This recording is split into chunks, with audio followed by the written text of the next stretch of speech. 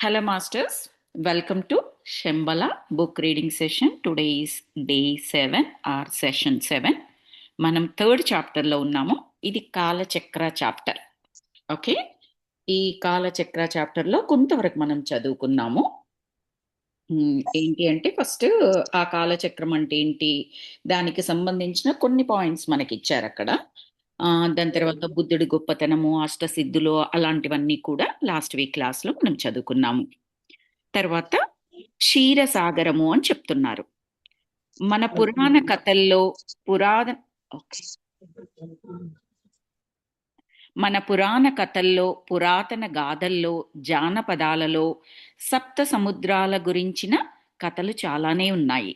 7 సముద్రాలు దాటిన తర్వాత ఒక కారడవిలో మర్రి చెట్టు తొర్రలో ఉండే మాంత్రికుణ్ణి సంహరించడానికి రాకుమారులు పోతారు. వాడి చెరలో ఉన్న రాకుమార్తెను రక్షించి తెచ్చి పెళ్లి చేసుకుంటాడు రాకుమారుడు. అవన్నీ కూడా గ్యారంటీగా కల్పిత కథలు, కాకమ్మ కబుర్లు అని అనిపించినా కూడా వాటిలో ఏదో కొంత సత్యం దూబూచులాడుతోంది అని చెప్తున్నారు. మనం చెప్పుకున్నాం చూడండి, ఇంతకుముందు ఒక మూవీ తీసినా, ఒక కథ రాసినా దాంట్లో వాళ్ళు కల్పిత పాత్రలే అన్నీ కూడా. వాళ్ళు ఎక్కడో జరిగింది చూసి రాసింది ఏమీ కాదు. వాళ్ళకి ఆలోచన వచ్చింది, ఎక్కడైనా ఇన్స్పిరేషన్ దొరికిందేమో దానికి సంబంధించి ఒక చిన్న పాయింట్, దాన్ని వాళ్ళు కథలాగా అల్లి సినిమా తీయడమో, కథలాగా రాయడమో, నావెల్లాగా రాయడమో చేసి ఉంటారు. కానీ వాళ్ళకు ఆలోచన వచ్చింది అంటేనే సృష్టిలో ఎక్కడో ఒక దగ్గర అది జరిగింది అని మీనింగ్. సింపుల్. నేను చాలా మూవీస్ ఒకప్పుడు అంటే చిన్నగా ఉన్నప్పుడు చూసినప్పుడు పెద్దగా అనాలిసిస్ ఏమి ఉండదు, నచ్చితే నచ్చింది లేకపోతే లేదు. కానీ కొంచెం పెద్దగా అయిన తర్వాత చూస్తే ఇలా ఉంటారా ప్రజలు, ఇలా జరుగుతుందా ఎక్కడైనా. ఈవెన్ పొలిటికల్ డ్రామాస్ ఉంటాయి కదా, ఆ పాలిటిక్స్ అవి చూపించే ఆ డ్రామాలు కూడా నేను నిజమని అనుకోకపోయేదాన్ని. కానీ అంతకన్నా భయంకరంగా బయట జరుగుతాయని తెలిసింది అప్పుడే. నేను నేను చదువుకునే ఏజ్లోనే మనకు అంటే ఆంధ్రప్రదేశ్లో జరిగిన ఇన్సిడెంట్ కానీ, పొలిటికల్ డ్రామా, అటు తమిళనాడులో పొలిటికల్ డ్రామా, వాటికి సంబంధించిన సీన్స్ మనకు రావడము. ఇప్పుడంటే బయోగ్రఫీ పేరుతో తీస్తున్నారు, అప్పుడు జస్ట్ మూవీగా తీసేవారు, అందులో ఈ క్లిప్పింగ్స్ పెడుతూ ఉండేవారు, ఈ డ్రామా పెడుతూ ఉండేవారు. అంటే ఎక్కడో ఒక జరిగింది తీయడం జరిగింది కదా, కాస్త డ్రామా జోడించి. ఇప్పుడు మన కథలు ఏవైతే ఉన్నాయో మనకందరికీ చిన్నగా ఉన్నప్పుడు మన పేరెంట్స్ కానీ, అమ్మమ్మలు, నానమ్మలు వాళ్ళు చెప్పడం విని ఉంటాము. జానపదాలలో, జానపద సినిమాలలో సప్త సముద్రాలు, దాని తర్వాత ఒక కారడవి ఉండడము, రాకుమారుడు, రాకుమారి, ఇవన్నీ ఉంటాయి కదా. అది కొంచెము కల్పిత కథలు, కాకమ్మ కథలు కావచ్చు అని అంటున్నారు. అని వాటిల్లో ఏదో కొంత సత్యం దోబూచులాడుతోంది. మొత్తం డ్రామా కాదు, కొంచెం ఉంది. ఏంటది? భూగోళం మీది సముద్రాలని అట్లాస్లో చూడవచ్చు. ఈ కథల్లోని సముద్రాలు మాత్రం కనిపించవు. భూమి మీద కనిపించే సముద్రాలు కథల్లోని సప్త సముద్రాలు కావు.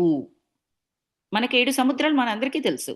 నేను ఇప్పుడు ఈ యుఎస్కి వచ్చిన తర్వాత అట్లాంటిక్ చూశాను, పసిఫిక్ ఓషన్ చూశాను. మన ఇండియాలో అరేబియా ఉంటుంది, what is that, Hindu Pacific Hindu మహాసముద్రం ఒకటి ఉంటుంది. ఇలా మొత్తం మనకి 7 సముద్రాలు ఉంటాయి కదా, 4 చెప్పాను అనుకోండి, 7 సముద్రాలు ఉంటాయి కదా. ఇవి భూమి మీద ఉండేవి, మన మ్యాప్లో కనిపిస్తాయి. కానీ కథలో చెప్పే సప్త సముద్రాలు మాత్రం మ్యాప్లో కనిపించేవి కాదు. మన నమ్మకాలు లాంటివే రష్యన్ల నమ్మకాలు. ఒక విధంగా వాళ్ళు కూడా చాదస్తులే. ప్రపంచంలో అన్ని దేశాల్లో గాలి కథలు చాలానే ఉన్నాయి. కాశీ మజిలీ కథలు, అరేబియన్ నైట్స్ కథలు మజా మజాగా ఉంటాయి. ప్రాచీనతను ఎగతాళి చేయడం ఇప్పుడు నాగరికత అయిపోయింది. అంటే ఓల్డ్ దాన్ని ఏ దాన్నైనా మనం ఎగతాళి చేయడం ఇప్పుడు నాగరికత అయిపోయింది. అదే పెద్ద ట్రెండ్ అనుకుంటున్నాం మనం ఈ రోజుల్లో. ఆ రోజుల్లో రష్యాపై మంగోలియా దాడులు జరుగుతూ ఉండేవి.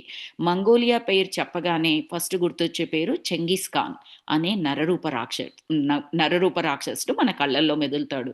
కొన్ని మూవీస్లో విలన్ పేరు కూడా చెంగిస్ ఖాన్ ఉంటుంది. కానీ అతను అంత భయంకరుడు కాడు, చాలా మంచివాడే. ఆత్మాభిమానం ఎక్కువగా కలవాడు. మంగోలియాకు చెందిన అనాగరిక బార్బరా జాతుల వారు ఆ దాడులు చేసేవారు. వారి వెంట తగిలి వారి వెంట తగిలి మంగోలియా వెళ్ళగలిగితే అక్కడ కనిపిస్తుంది మన క్షీరసాగరం.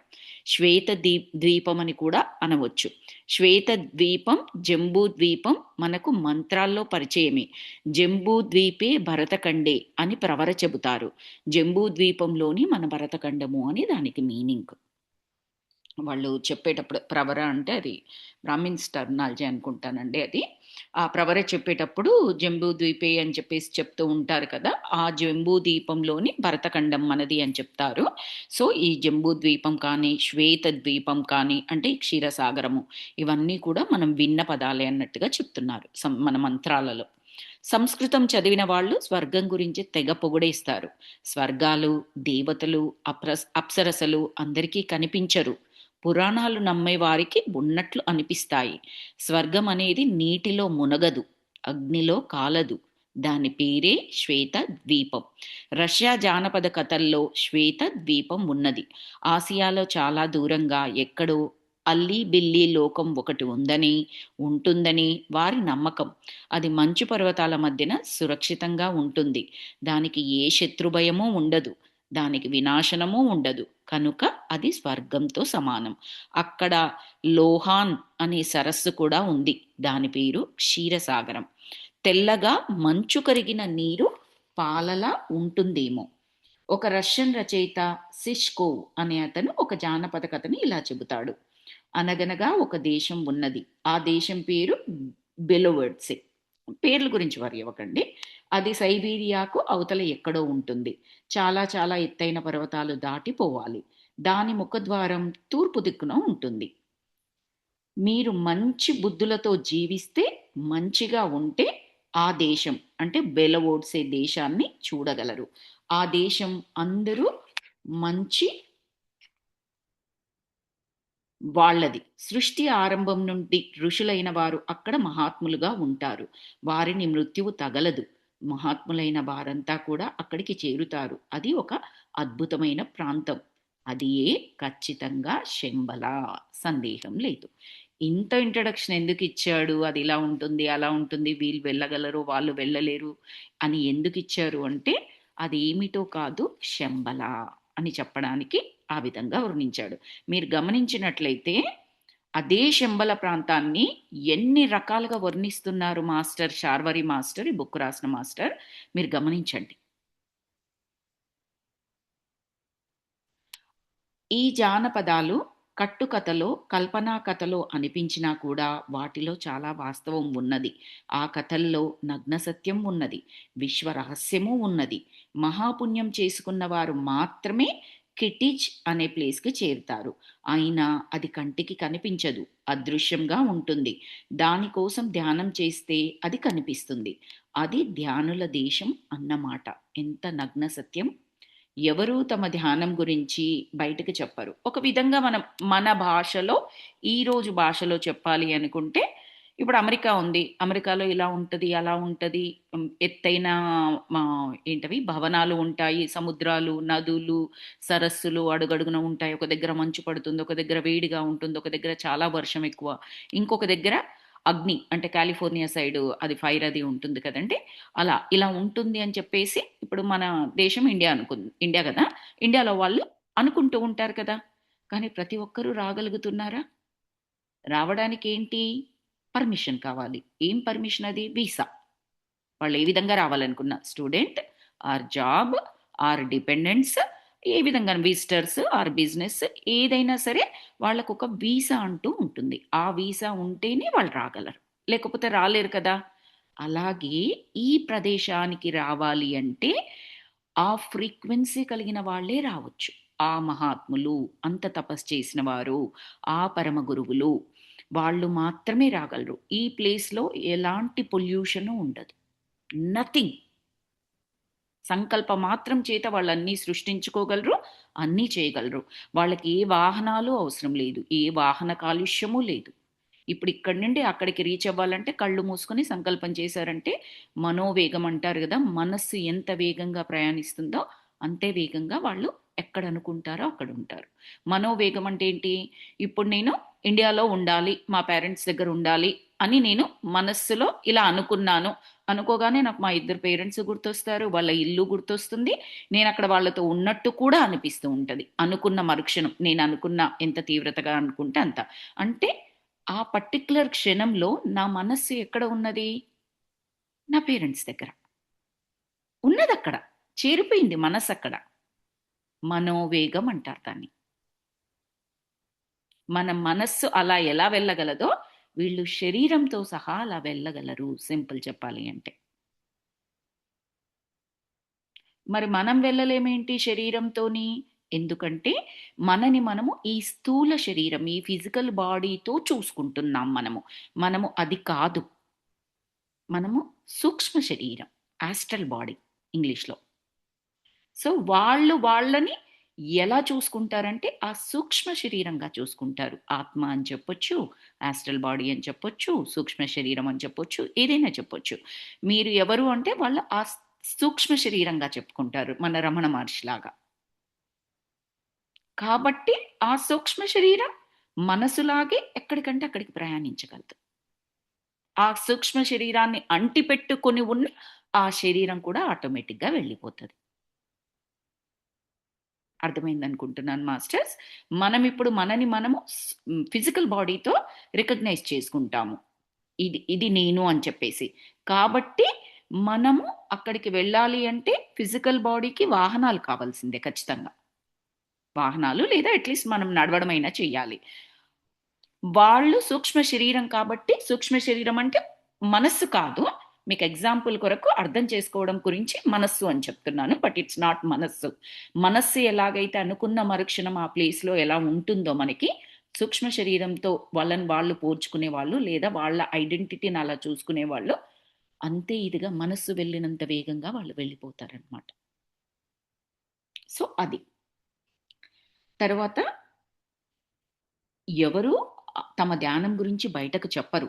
ఆ పవిత్ర దేశానికి బయలుదేరిన వారిని మధ్యలో ఎవరో స్వర్గభటులు వచ్చి కలిసి తీసుకుపోతూ ఉంటారు. రష్యా నుండి గోబీ ఎడారి దాటి టిబెట్ వెళ్ళిన వారు తిరిగి వచ్చిన దాఖలాలే లేవు. వచ్చిన వారెవరైనా సరే నోరు విప్పి చెప్పిన కథనాలే లేవు.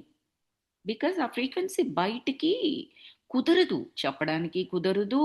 ఆ ఎక్స్‌పీరియన్స్ చెప్పినా కూడా ఆ ఫ్రీక్వెన్సీలో లేని వారికి పిచ్చితనంలాగా అనిపిస్తది.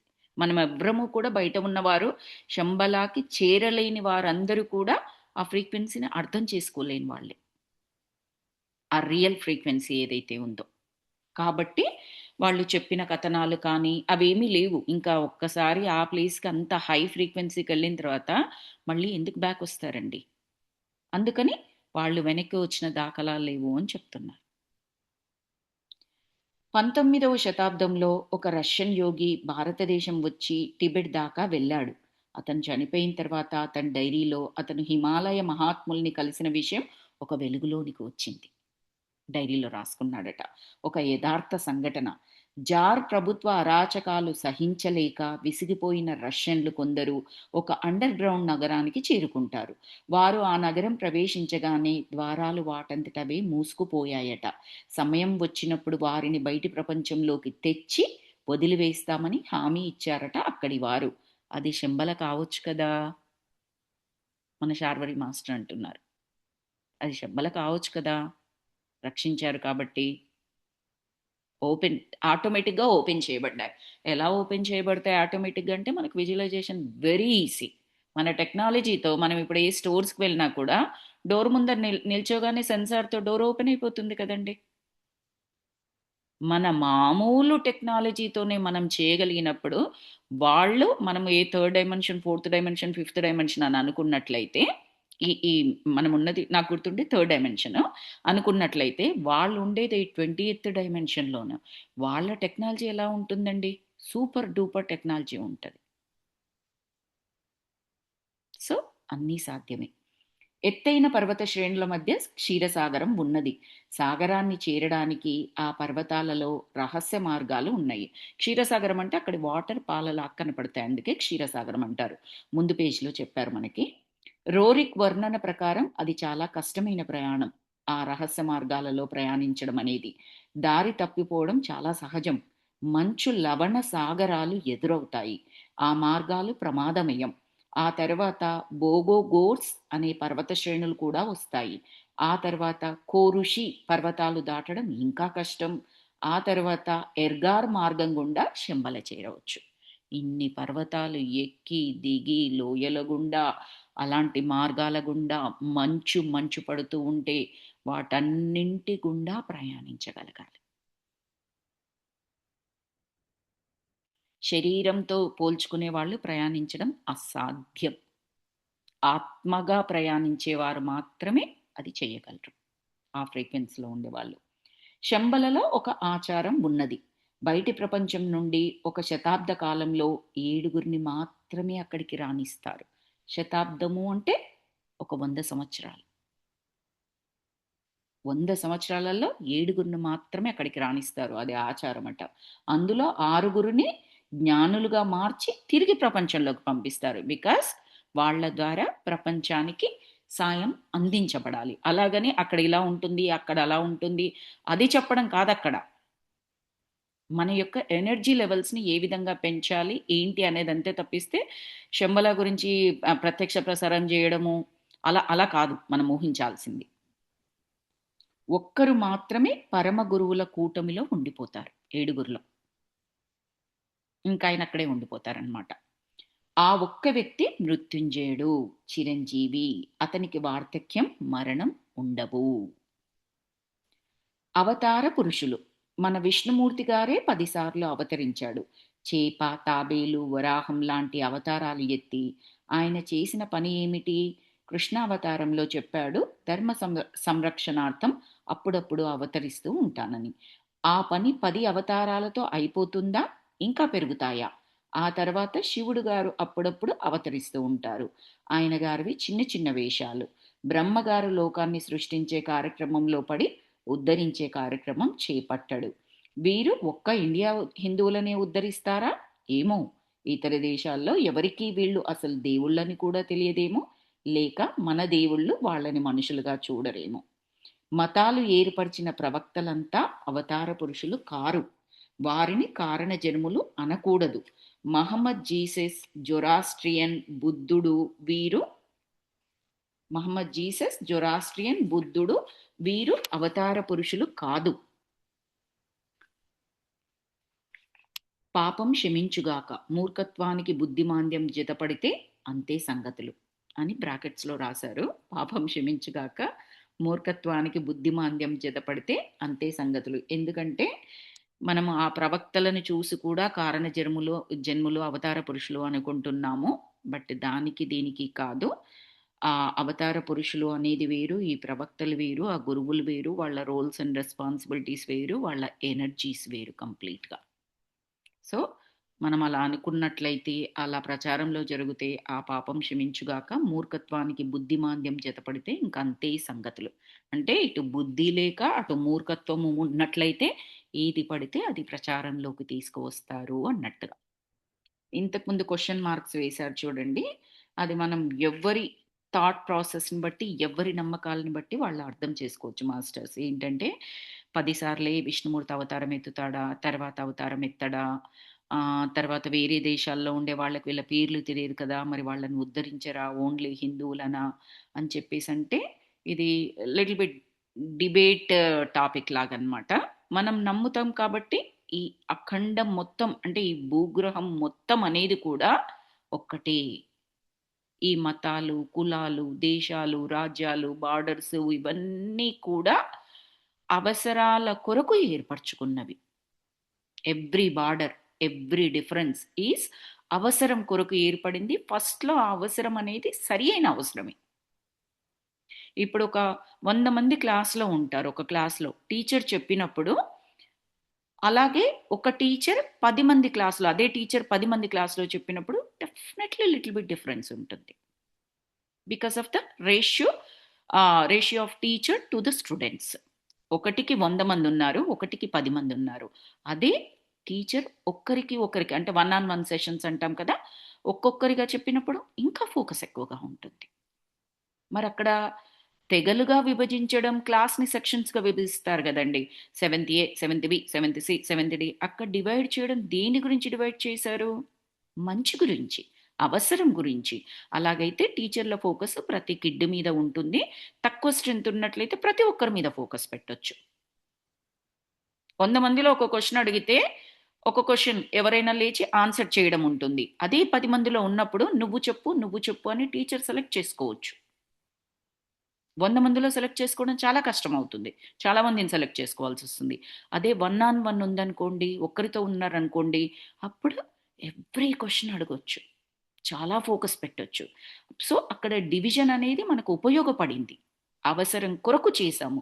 మన డివిజన్స్ అన్నీ కూడా ఈ భూగ్రహంలో దేశాలు, రాష్ట్రాలు, రాజ్యాలు ఇవన్నీ మనుషుల కేటగరీస్ ఇవన్నీ ఎందుకు ఏర్పడ్డాయంటే ఒరిజినల్‌గా సరి అయిన రీజన్ కొరకే ఏర్పడ్డాయి.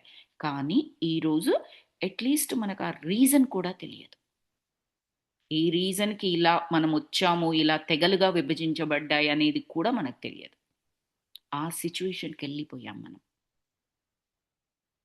అందుకని ఇది డిబేటబుల్ టాపిక్ అన్నది ఎందుకు అంటే ఆహ్, ఉన్నది ఒక్కటే ఆ యూనివర్స్, ఆ పరమాత్మ స్వరూపం, ఆ క్రియేటర్ ఏది చెప్పినా సరే ఆ శూన్యం, ఆ ఆకాశం రకరకాలుగా చెప్తారు. ఆహ్, హ్మ్, ఆ నిర్గుణుడు ఏదైనా సరే ఉన్నది ఒక్కటే. ఆత్మ, పూర్ణాత్మ మీరెలాగైనా చెప్పండి. సో, దానికి బార్డర్స్ ఏంటండి? హిందువులకు మాత్రమే హెల్ప్ చేస్తాను, ఇంకొకరికి హెల్ప్ చేయను అనే కాన్సెప్ట్ ఎక్కడుంటుందండి? ఏదీ లేదు. ఆత్మకు రూపము లేదు, ఆత్మకి గుణము లేదు. ఆత్మ అంటే పూర్ణాత్మ అనుకోండి. ఏదీ లేదు. అలాంటప్పుడు ఈ భేదాలు ఎందుకొస్తాయక్కడ? ఉండకూడదు, ఉండవు కూడా. సో, ఆయనేమి అక్కడ వివరించలేదు. క్వెషన్ మార్క్స్ పెట్టి వదిలేసారంటే, పాఠకులు చదివే వాళ్ళ విజ్ఞతకు సంబంధించి వదిలేసారనమాట. దానికొదిలేసారు. వస్తుతః ప్రవక్తలు అనిపించుకుంటున్న వారి ప్రధాన లక్ష్యం జ్ఞానం. సారీ. వస్తుతః ప్రవక్తలు అనిపించుకున్న వారి ప్రధాన లక్ష్యం ఏంటంటే జ్ఞానము. జ్ఞానాన్ని పంచిపెట్టాలి. ఆ ప్రవక్తలు కానీ, ఆ గురువులు కానీ. అజ్ఞానంలో ఉన్న ప్రజలకి కాస్తంత జ్ఞానం కలిగించడం వారి పని. ఆ పని బుద్ధుడు, జీసస్, మహమ్మద్, జొరాస్ట్రియన్, శంకరాచార్యులు కొంతవరకు చేయగలిగారు. ఏ ఒక్కరూ సంపూర్ణంగా చేయలేదు. అందువల్ల ఏ ఒక్క మతము సమగ్రం కాలేదు. ఎప్పటికప్పుడు మరొక మహాత్ముడు అవతరించవలసిన అవసరం ఏర్పడింది. ఎందుకంటే వాళ్ళు ఇలా శుద్ధి చేసి వెళ్తూనే ఉన్నారు. వాళ్ళు వచ్చి ఆ శుద్ధి కార్యక్రమము మళ్ళీ దానికి 10 ఇంతలు, 100 ఇంతలు, 1000 ఇంతలు మళ్ళీ మనం ఆ శుద్ధి కార్యక్రమం మొదలు పెడుతూనే ఉన్నాం. ఇప్పుడు శ్రీకృష్ణుడు వచ్చేసి దుష్ట శిక్షణ అదేంటది దుష్టుల్ని నాశనం చేస్తాను, మంచి వారిని కాపాడుతాను. అది ఉంటుంది కదా! నాకిప్పుడు ఆ వర్డ్ రావట్లేదు. దుష్ట శిక్షణ, శిష్ట రక్షణ. యెస్. అది కొరకొచ్చారు కదా! మరి దాని తర్వాత మొత్తం కలియుగం వచ్చింది. కలియుగంలో మరి అందరూ అలాగే ఉన్నారా? రక్షింపబడ్డారా? దుష్టులు అందరూ శిక్షించబడుతున్నారా? లేదు. ఇంకొకటి స్టార్ట్ అయిపోయింది. దీనికే వచ్చారు అవతార పురుషులు వచ్చారు. But it's going on still. కాబట్టి మొత్తం సమగ్రంగా జరపబడింది అనేది ఉండదు. లయమైపోయినప్పుడు తప్పిస్తే. తపస్సు చేసుకునేవారు ఎవరూ తాము అవతారులము అని చెప్పుకోరు. తాము ఒక దేవుని స్టాంపులుగా ముద్ర వేసుకోరు. వారికి కావలసింది సత్యం, కాస్తంత జ్ఞానం, మేలుకొలుపు, జనాల మత్తు వదిలించడం, మేల్కొల్పడం వారికి ముఖ్యం. ఆ పని చేసేవారు చాలామంది ఉన్నారు. అవతారాలు ఎత్తిన వారు ఆ పని చేయలేదనే చెప్పవచ్చు. వాళ్ళది వేరు. వాళ్ళు జ్ఞానం పంచడం అది కాదు అవతార పురుషులది. వాళ్ళ జన్మ తీసుకునే కారణము జన్మ అనకూడదు. అవతారమే అనాలి. అవతారం తీసుకునే కారణం కంప్లీట్‌లీ డిఫరెంట్. ఇప్పుడు శంకరాచార్యులు శంకరుడి యొక్క అంశ అని చెప్తారు. శివుడి యొక్క అంశ అని చెప్తారు. ఆయన జ్ఞానాన్ని పంచడానికే, జ్ఞానాన్ని పెంచడానికే వచ్చారాయన. రాముడు, కృష్ణుడు వీళ్ళ అవతారాల యొక్క రహస్యం వేరు. సో, అందుకని వాళ్ళు అవతారాలెత్తిన వారు ఆ పని చేయలేదనే చెప్పవచ్చు అని చెప్తున్నారు. దేవుళ్ళు మనిషి చైతన్యం అంగీకరించరు. వాట్? దేవుళ్ళు మనిషి చైతన్యం అంగీకరించరు. మనిషి తపస్సుతో పండిపోతే స్వర్గానికి ఎగబాకి దేవతలుగా మారి తమ పదవులకు ఎసరు పెడతారని చచ్చే భయం. I don't I don't agree with this one అండి. దేవుళ్ళు మనిషి చైతన్యాన్ని అంగీకరించరు అని రాశారు. మనిషి తపస్సుతో పండిపోతే స్వర్గానికి ఎగబాకి దేవతలుగా మారి తమ పదవులకు ఎసరు పెడతారని చచ్చే భయం. తమకు చావు లేదని తెలిసి భయపడుతుంటారు కనుక అవతారులు ఎవరు మనిషికి జ్ఞానాన్ని కలిగించలేరు. ఐ డోంట్ నో అండి. For some reason I'm not agreeing with these sentences. అందుకని నేను ఏమి చెప్పలేకపోతున్నాను అక్కడ వివరణ. మీకు అంటే ఎవరికి వారు మీకు ఎంతవరకు అర్థమవుతే ఎలా తీసుకోగలిగితే అలా తీసుకోవచ్చండి. I'm not able to, I'm sorry. చైతన్యం కలగాలి అంటే ఆత్మ స్పందించాలి. ఆత్మను చైతన్యపరచడం ఋషుల వల్ల యోగుల వల్లనే సాధ్యం. అందుచేత తపస్సు చేసిన వారందరూ ప్రజ్ఞాన్వితులే. పరచైతన్యం అందరిలోనూ ఉన్నది. ఎవరిలోనూ స్వార్థం ఉండదు. స్వార్థం లేని వారే ఇతరులకు సహాయం చేయగలరు. దేవుళ్ళ అంశతో జన్మించిన పురుషులు ఆ పని చేయలేరు. నాకు లాస్ట్ వాక్యం కూడా అర్థం కాలేదండి. దేవుళ్ళ అంశతో జన్మించిన పురుషులు ఆ పని చేయలేరు అన్నది కూడా నాకు అర్థం కాలేదు. మానవత్వానికి మెరుగులు దిద్దడమే మహర్షుల లక్ష్యము. ఆ మహాత్ముల తపోనిలయం శంబలాని అంటారు బోధిసత్వులు. ఒక శ్రీకృష్ణుడైనా, జీసస్ అయినా, బుద్ధుడైనా చేసిన పని ఒక్కటే. అందరూ మహాత్ములే. మహాత్ముల వారసులే. మహాత్ములు వక్తలు కొందరు, ప్రవక్తలు కొందరు, ప్రయోక్తలు కొందరు. బహుశా డిఫరెన్స్ ఉండేటట్లుందండి. వక్తలు అంటే మాట్లాడేవారు జనరల్‌గా. ప్రవక్తలు అంటే ఆ జ్ఞానాన్ని పంచిపెట్టేవారని పైన చదువుకున్నాము. ప్రయోక్తలు అంటే నాకు కూడా తెలియదు. వారు చేసిన పనులను బట్టి, ఆదర్శాలను బట్టి, సాధనను బట్టి ఆ బిరుదులు ఉంటాయి. ఓకే. వారు చేసిన పనులు, ఆదర్శాలు, సాధనని బట్టి ఆ బిరుదులు ఉంటాయి. ఒక దేశం పరిస్థితులు, మరొక దేశం పరిస్థితులు కలవవు. అందుచేత ఉపదేశాల్లో తేడాలుంటాయి. అంటే ఒక దేశంలో ఒక రకమైన ఉపదేశం చేస్తారు. అక్కడ అక్కడ దాన్ని బట్టి దానికి అనుకూలంగా చేస్తారు. మనుషుల సంస్కారాన్ని బట్టి ప్రవక్తల శైలి, తీరు మారుతూ ఉంటుంది. ప్రవక్తలని చెప్పదగ్గవారు మోజెస్, మహమ్మద్‌లు ప్రత్యేకము. ఒక్కొక్కరు ఒక్కొక్క మతానికి పట్టుగొమ్మలైనారు. అయినా అందరి అభిమతం ఒక్కటే. మతాలు వేరు, అందరిది ఋషి హృదయమే. పరమ గురువుల సంకల్పం అదే, లక్ష్యం అదే. అందరి లక్ష్యం సృష్టికి, పరిమాణానికి సహకరించేదే. గతంలో ఆ పని ప్రవక్తలు మాత్రమే చేయగలిగారు. వారే తలకెత్తుకున్నారు. వారికి పైనుండి దైవము లేదా భగవంతుడు ఎవరైనా కావచ్చు. వారి నుండి ప్రేరణలు అందేవి. అన్ని మతాలు మనిషిలోని మంచిని పెంచి మానవతను ఉద్ధరించేవే అని అనిపిస్తాయి. ఏ ప్రవక్త పాపాన్ని పెంచింది లేదు. ప్రవక్తలు వాళ్ళు పెంచలేదు. మామూలు మనుషులు వారి పేరుతో పెంచారంతే. అధర్మాన్ని ప్రోత్సహించింది లేదు. మానవత్వాన్ని కాదన్నది లేదు. మార్గాలు వేరైనంత మాత్రాన గమ్యాలు వేరు కాదు. అందరి గమ్యం కూడా ఒక్కటే. ధర్మం కూడా ఒక్కటే. ఒక ప్రవక్త చేయలేని పనిని మరొక ప్రవక్త చేయగలడా? ఇందుకు సారీ ఇందరు ప్రవక్తలు అవసరం ఉందా? ఒకరి పద్ధతులు అపమార్గం పట్టినప్పుడు మరొక ప్రవక్త అవసరం ఏర్పడుతుంది. అది శ్రీకృష్ణుడు చెప్పింది. ధర్మం దారి తప్పినప్పుడు భగవంతుడు అవతరిస్తాడని. ఏ మతము చెడ్డది కాదు. ఏ ప్రవక్త చెప్పిన విషయాలు సత్యదూరం కావు. ఆచరించే వారిలో అసహనమే అందుకు అసలు కారణం. సత్యం అన్నది వెర్రిపోకడలు పోవడం రెండవ కారణం. ద్వేషం అనేది మూడవ కారణం. బేసికల్లీ అవతార పురుషుల యొక్క కారణం వేరు. వారు వారు అవతారం తీసుకోవడానికి ప్రవక్తలు, ఋషులు, తపస్సు చేసేవారు, యోగులు వీరందరూ జ్ఞానం పంచడానికొస్తారు. అది అవతల ఉన్న ప్లేస్, దేశ, కాలమాన పరిస్థితులను బట్టి, వ్యక్తుల్ని బట్టి వాళ్ళ యొక్క జ్ఞానం ఉంటుంది. అండ్ అలాగే ఆహ్, వారు చెప్పినవన్నీ కూడా సత్యమే. సత్య దూరం కావు అంటే దాని మీనింగ్ సత్యమే అని చెప్పినట్టు. మరి ప్రస్తుతం ఎందుకిలా అయిపోయిందంటే, ఆచరించే వారిలోని అసహనం కారణంగా. అసహనం, సహనం లేకపోవడం. అలాగే సత్యం అనే దాన్ని వక్రీకరించారు. మా గురువుగారు ఇలా చెప్పారు అని చెప్పేసి నేను చెప్పాననుకో, పేరు గురువుగారి మీద పెడుతున్నాను. నా ఇష్టం వచ్చింది చెప్తున్నాను. అలాగా సత్యం అనేది వెర్రిపోకడలు పోవడం. మూడోది ద్వేషం. ఈ ద్వేషం ఎక్కడి నుంచి వస్తుంది?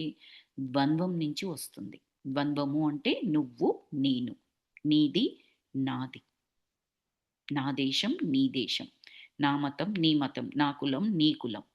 ఈ నా, నీ నుంచి ద్వేషం పుడుతుంది. ఇంకా అది చాలు అగ్గి రగల్చడానికి.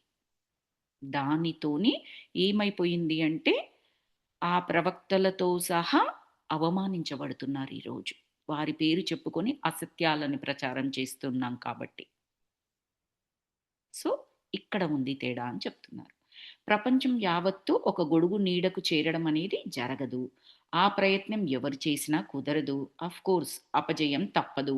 మనిషిలో ఎప్పుడు తిరుగుబాటుతనం బయటికి వస్తుందో అప్పుడు మతాన్ని చిన్న చూపు చూస్తాడు. ప్రపంచ ప్రజలంతా ఒకే మాట వినాలి, ఒకే మతం ఉండాలి అంటే ఎట్లా? అది జరగని పని అని చరిత్ర చెబుతోంది. అసంభవమని మనకు కూడా అనిపిస్తుంది. ఈ విభజనలు, తెగలు ఇవన్నీ కూడా వాటిని రూపుమాపడం అనేది ఆల్మోస్ట్ అసంభవము అని చెప్పేసి చెప్తున్నారనమాట. శ్రీకృష్ణుడు ఏకైక అవతార పురుషుడు కాదు. అవతార పురుషుల్లో మొదటివాడు కూడా కాదు. యోగి అయిన అవతార పురుషుడు ఆయన. శ్రీకృష్ణుడిని యోగి అని కూడా అంటారు. జగద్గురువు యోగి అంటారు. ఆయన యోగీశ్వరుడు. ఎస్, ఆయనకి ఇంకొక పేరు యోగీశ్వరుడు. మానవ విలువలకు పెద్దపీట వేశాడు. మనిషి జీవించడానికి మంచి మార్గాలు చూపించాడు. ఆ విలువల వల్లనే భగవద్గీతకు అంతటి విశ్వజనీనత. మన పోతన గారి భాగవత కృష్ణునికి హిమాలయాల్లో ప్రచారంలో ఉన్న కృష్ణ కథకి కాస్త తేడా ఉన్నది. వారి కథనం ప్రకారం కృష్ణ జననం మేరు పర్వత సానువుల్లో ఒక లోయ ప్రాంతం. మేరు పర్వతాన్ని కలాడా అని అంటారు. దానినే టిబెట్ వారు శంబల అని అంటారు. వారికి కృష్ణుడు దేవకీ నందనుడు. చిన్నతనంలో భాగవత కృష్ణుడు గోపికల వెంట పడతాడు. అక్కడ హిమాలయ కృష్ణుడు అరణ్యాలలో క్రూర జంతువులతో స్నేహం చేస్తాడు. అక్రూరుడు అని ఇంకొక పేరు ఆయనకి. ఎందుకంటే క్రూర జంతువులతో స్నేహం చేస్తాడు కాబట్టి. చిరుత పులులతో ఆడుకునేవాడు. అది ఒక స్టోరీ అంట మాస్టర్స్. అక్కడ హిమాలయాల్లో ప్రచారంలో ఉన్న ఒక కృష్ణ కథ అని రాశారు. అది డిఫరెంట్గా ఉంది. చిరుత పుల్లలతో ఆడుకునేవాడు. నేను కూడా ఎప్పుడు వినలేదు ఆ కథని. పెద్దవాడైన తర్వాత శ్రీకృష్ణుడు మహర్షులతో మైత్రి చేస్తాడు. శ్రీకృష్ణుని ఆసక్తిని, ప్రజ్ఞను గుర్తించిన ఋషులు తమ యోగ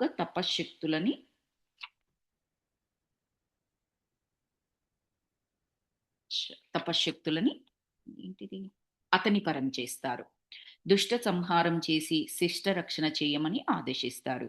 ఆ పైన కృష్ణుడు యమునా తీరం చేరుతాడు. వేణుగానంతో ప్రజల హృదయాలను పరవశింపచేసి వంశీమోహనుడు అయినాడు. మాయ నుండి మానవతను మేల్కొల్పడం కృష్ణ తత్వం. తత్వం వచ్చేసి వాళ్ళు హిమాలయాల్లో ఉన్న కృష్ణ కథ ప్రకారమైన మన కథ ప్రకారమైన తత్వం వచ్చేసి ఒకటే. ఆయన యొక్క జన్మరహస్యం వచ్చేసి సేమి, దిష్ట సంహారం, శిష్ట రక్షణ.